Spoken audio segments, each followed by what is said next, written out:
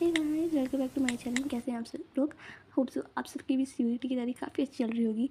और मैं यहाँ पे आज क्या हूँ, मैं अपनी अपडेट देने आई हूँ। इंग्लिश में मेरी क्या अपडेट है मुझे पता है। सबकी सबसे बुरा जो सब्जेक्ट है इस वक्त जो सबसे ज़्यादा परेशान कर रहा है हर एक बच्चे को, इट इज़ इंग्लिश। एंड मैं ना लिटरली बहुत रोई हुई हूँ इसके लिए, इतना परेशान कर रखा है इस इंग्लिश ने।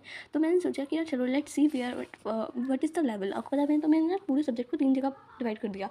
एक जगह रख दिया आरसी, पैराजम्बल्स वगैरह वगैरह। दूसरी जगह रख दिया ग्रामर और तीसरी जगह वोकैबुलरी। तो मैंने कल ना वैसे जो कल की ही आने वाली थी, बट मैं रिकॉर्ड ही नहीं कर पाई, तो ये कल आने वाली थी। तो मैंने कल ना पूरी ग्रामर रिवाइज़ करी हमारी बहन ने, सच में पूरी ग्रामर के कितने कितने क्वेश्चन लाए। मेरा सब्जेक्ट वर्क एग्रीमेंट के आप मानोगे नहीं, 50 क्वेश्चन अराउंड लगाए थे एंड 45 अराउंड मेरे ठीक थे। ऐसे नरेशन के, मोडाल्स के, आर्टिकल के, टेंस के, question, determinants, conditional sentence and preposition, type of clauses के क्वेश्चंस लगाए। अभी ये जो मॉडिफायर्स वगैरह ये ना मुझे पढ़ने हैं, मतलब मैंने पढ़े ही नहीं है अभी तक। मॉडिफायर्स ये थोड़े से टॉपिक पढ़ने हैं मुझे, पढ़ के फिर मैं बाद में करूँगी क्वेश्चंस।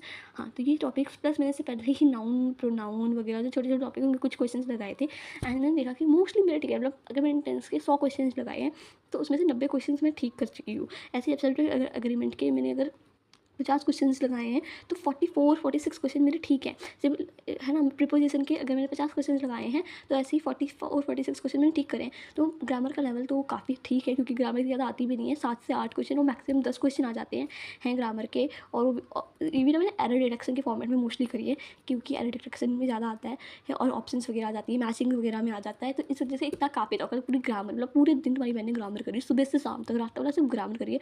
ना मैंने कोई डोमेन सब्जेक्ट किया, ना मैंने कुछ और किया। मैंने सिर्फ एक ही चीज़ करी है, वोकैबुलरी। और सॉरी, वोकैबुलरी कह रही, पागल हो गई हूँ मैं इस, आज वोकैबुलरी करनी है, मतलब ग्रामर करी है। और आज मैं वोकैबुलरी, तो आज मैं वोकैबुलरी लेके बैठी हूँ, मतलब अभी बैठूँगी। और मैं बैठूँगी 3 आवर्स, ठीक है, देखते हैं 3 घंटे तो मैं बैठ पाती हूँ।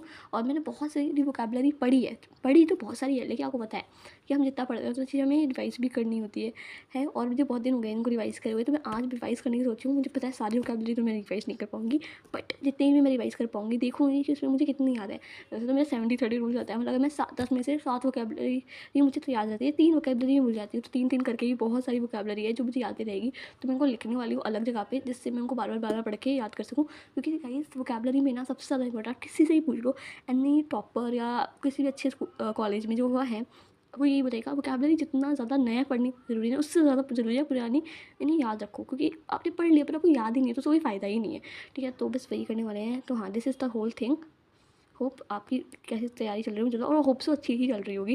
एंड डिमोटिवेट होना कि मैं भी हुई थी, मैं एकदम टूट गई थी और इतने बेकार नंबर आए हैं।